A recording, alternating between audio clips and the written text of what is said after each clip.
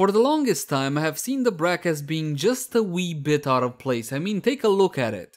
The stats are mediocre. Fine, they're pretty weak stats, and you can get it really late into the game when you no longer need such a weapon, when you already have much powerful secondary weapons because of the whole RNG of obtaining this weapon. I know a lot of Tenno that waited several years to get the Brakk, and finally when you get it, where's the payoff? It's basically another Mastery Fodder weapon. But the Kuva Brakk seeks to wash away the Mastery Fodder stigma, and it does so in a big way. Hey guys, welcome back. As always, my name is Leyzar, and today we're gonna be diving deeper into this secondary weapon. As per the usual, I'm gonna have a cheapo build that most Tenno will be able to build, but of course you also have the quote-unquote endgame setup with a Riven.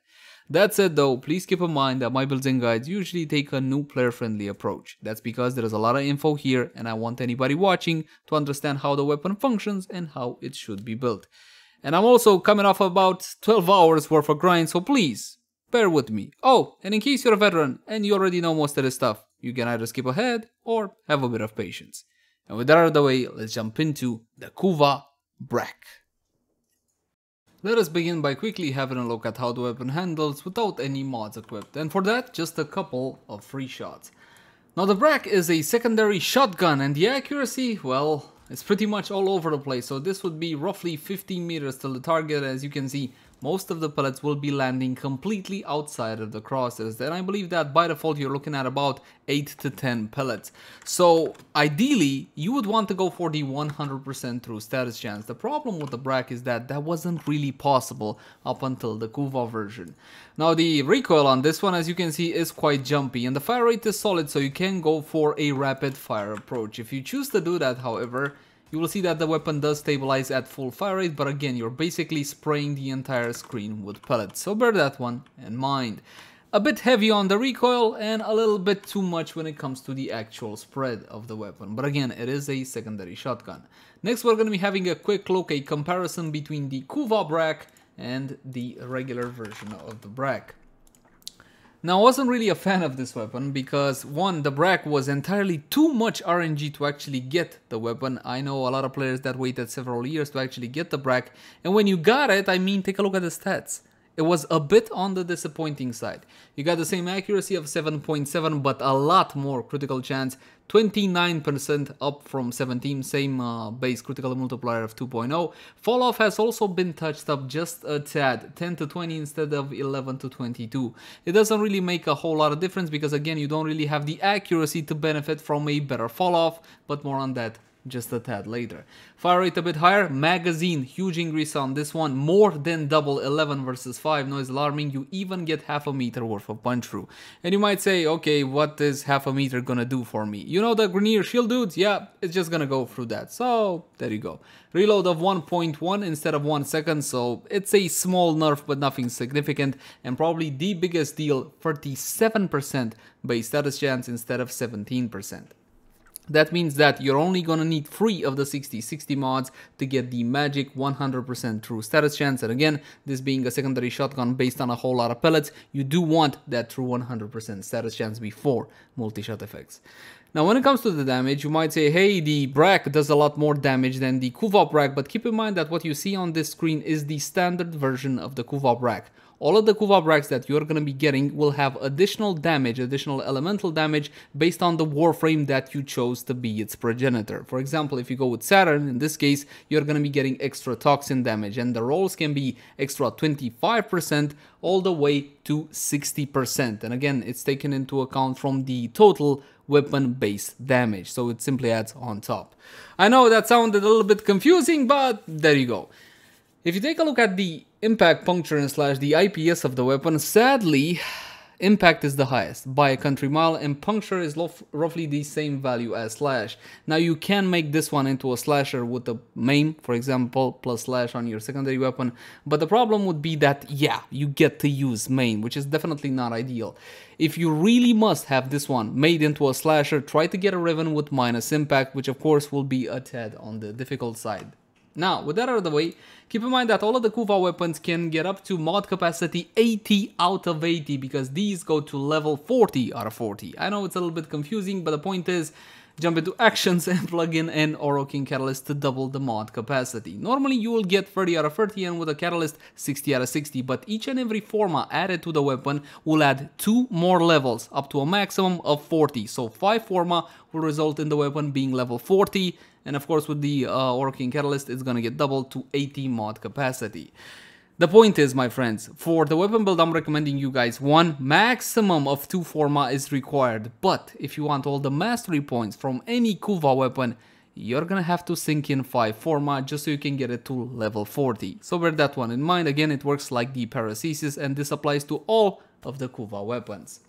Now mine over here has a extra 51 electricity, and like I said before, it depends on what kind of roll you get. Mine is a 40% electricity roll. Now 40% considering that the rolls can be between 25 and 60%.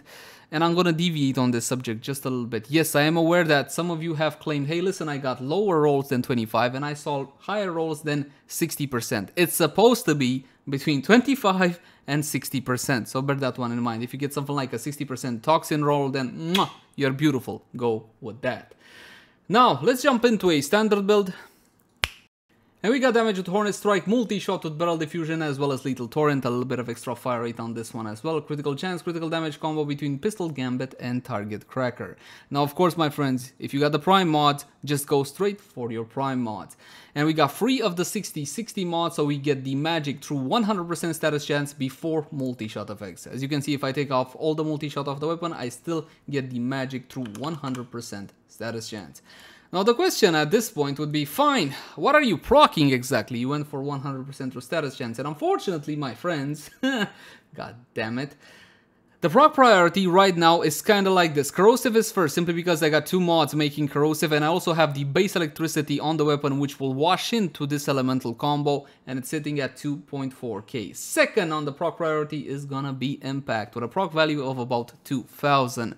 Now I say this because you need to keep in mind the proc rules in Warframe. Impact, Puncture, and Slash, the free physical types, have a 4 times greater chance at applying its status effect over elemental types such as Heat, Electricity, Corrosive, you name it. So bearing that one in mind, again, proc priority number 1 is going to be Corrosive, followed by Impact, Slash, Puncture, and only then we're going to be having a couple of Heat procs. Now Heat, at the current time, is no longer a bad proc. Before, what would you get out of Heat? A little bit of crowd control. It doesn't really matter. It didn't really matter all that much. But nowadays, it will reduce the enemy's armor by 50% for the duration of the Heat proc. So it kind of works like Vital does for health. Does that make any sense? Again, Heat procs right now are a lot more powerful than before. One more thing which I do want to point out, steady hands, and I know what you guys want to use. You want to bash me over the head with this one, Lethal Momentum. Lethal Momentum gives you projectile speed, and you might say, hey, this is a hit scan weapon, so it doesn't really matter. Yes, it does matter for the fall-off damage. As you can see, it went to 14 and 28. 14 starting, ending at 28. But the problem, my friends, which is why this mod sounded a whole lot better on paper, and in general for shotguns, these flight speed mods sound a lot better on paper, is because shotguns are not only limited by their fall-off damage, which is usually, not all the time, rather short, but also by the bloody accuracy. Look, 14 meters, right? Look, it was roughly 14 meters. Half of your pellets are completely outside of the crosshair, so unless you have a really fat, large, beefy target to hit, it doesn't really do you a whole lot of good having that extra fall off if your pellets land outside of the bloody target. So bear that one in mind. Now this does apply to the Brakk. There are other shotguns that can make use out of a excellent mod slot such as this. My recommendation to you guys, understanding exactly what Lethal Momentum does, is to go for a bit more usability, either with a ammo mutation if you need it. Normally with the Brakk you shouldn't really need this one. But I found that Steady Hands helps me out a lot more, simply because I can get better, precise shots and a whole lot faster. And you will see you want to use this weapon fast, because again, it does have a pretty good fire rate and it hits like a truck. But just bear with me one moment for that one. Now normally, one shouldn't really use Sarin as a showcase for weapons, because Sarin has this passive right here, status effects. Inflicted upon enemies last 25% longer, and this helps a lot when it comes to slash procs. We are gonna get a couple of slash procs, but you will see they won't really have time to tick, because there's a couple of ways to use this weapon. First, I'm gonna go shot by shot so you can see exactly what's going on. Level 120, Corrupted Heavy Goons. And to kill one of these targets, you're gonna need roughly 2 to 3 shots depending on your build. That's gonna be 1, that's gonna be 2, and that's gonna be 3. Now, that's shot by shot, but you should be using the weapon something like this. Make use out of that beautiful punch through every time you get the chance, and as you can see, the weapon can absolutely shred through targets. Not only that, but it's also got that 1.1 second reload time, so the downtime isn't really all that much. Depending on how you hit your target and the amount of armor it has on, you might even cause a little bit of reverse ripping, but it doesn't really matter unless you're looking at... Well, I guess you could run a calculation for levels 250, 270-ish, and then it might become a problem, but until then, with the Brakk, no, not really. You still have that heat, so in case you overstrip everything, what is left is clone flesh. And against clone flesh, heat does have a bonus of 50% damage bonus. As you can see, my friends, this is mostly how you should be using this weapon to obtain like maximum results. It's a beast, it's a monster, it can absolutely shred everything, and it's a big deal for the Brakk. Because again, the old Brakk, my friends, it was garbage. It was borderline pointless, and the problem with the Brakk back then was that you would have to go through so much RNG and try so hard to actually get the weapon, and when you got it, maybe several years later, it would be so disappointing. The Kuva Brakk, however, is on another level. I love this weapon. Now, when it comes to macros, my friends, keep in mind that Digital Extremes has a pretty ugly policy, if you can even call it a policy. This is it, and I quote, "Use them or do so at your own risk." So if you have RSI or if you have carpal tunnel, I'm really sorry about that. Hopefully they're gonna change their mind very soon. But keep in mind, when it comes to macros, you use them at your own risk. Now, let's talk about Rivens and the Brakk. As you can see, the Riven disposition is 3 out of 5, and you might say, hey, hold on there a second, the Brakk had higher Riven disposition than 3 out of 5. Ah, yes. But Digital Extremes is introducing this new thing where each and every single weapon will have its individual Riven disposition. So, for example, in the near future, from what I understood from them, your Braton will have one Riven disposition, your Braton Prime will have another Riven disposition, your Braton Vandal, again, another Riven disposition, but they will all share the same Riven. Does that make sense? So it will simply take on different level of values depending on which weapon you will equip it on. I know it's a little bit kooky, but to be honest, in the long run, I think that's a slightly better idea. Now let's talk about Rivens. I got this one.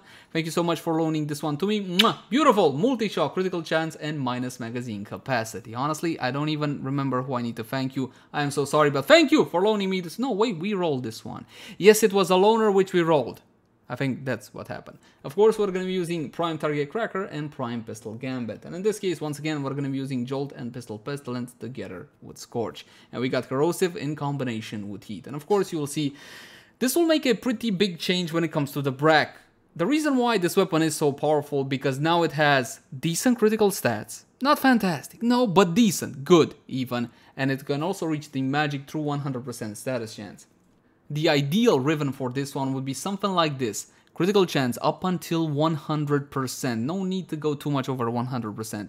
Status chance up until 100% so you can get rid of one of the 60/60 mods, or even two, depending on how good of a roll you're going to be getting on your Riven. And minus impact. It's going to be godlike. Honestly, if you get something like this, it should be absolutely freaking bonkers. But of course, a roll such as that will cost you quite the pretty penny. And here's the truth, you saw it earlier in test. The Brakk does not need a Riven to be godlike. And, okay, fine, the Kuva Brakk, not the normal version of the Brakk. 1, 2. Of course, it's gonna be a whole lot more powerful than before. It's still Riven disposition of 3 out of 5, and I love myself some crits. And as you can see, I'm going shot by shot, but of course, there's nothing stopping me from unloading at full fire rate. And there's no reason not to do this, considering that the reload is super quick at 1.1 seconds.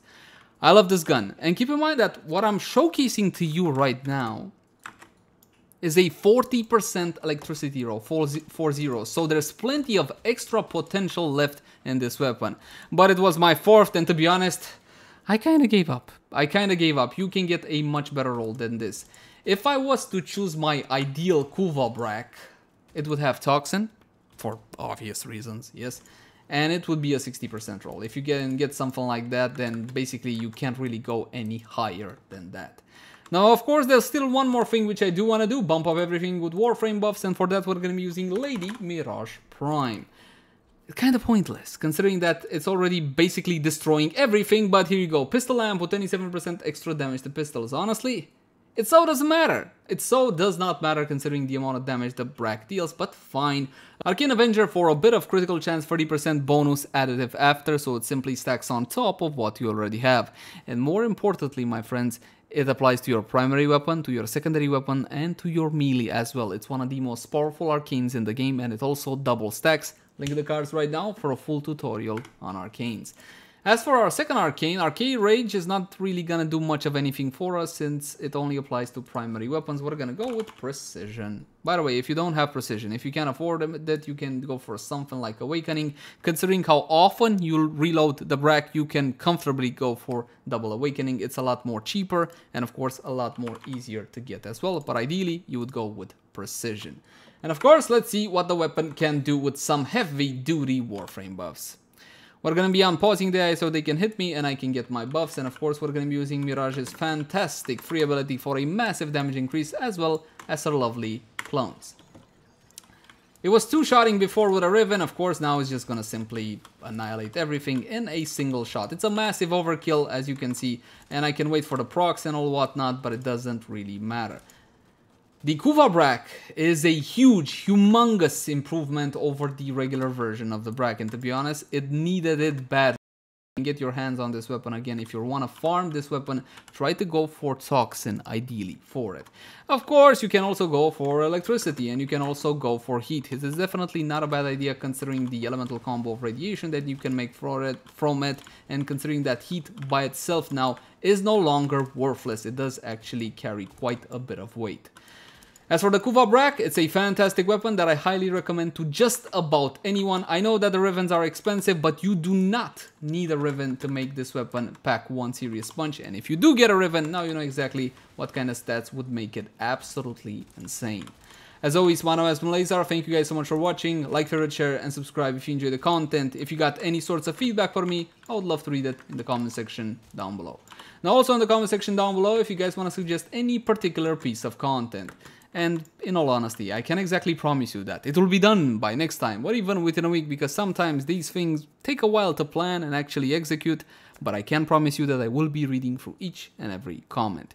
You can also find me on Twitch, Facebook, Twitter, all the usual places. And if you love the content, consider supporting us via Patreon. But until next time, my friends, bye bye.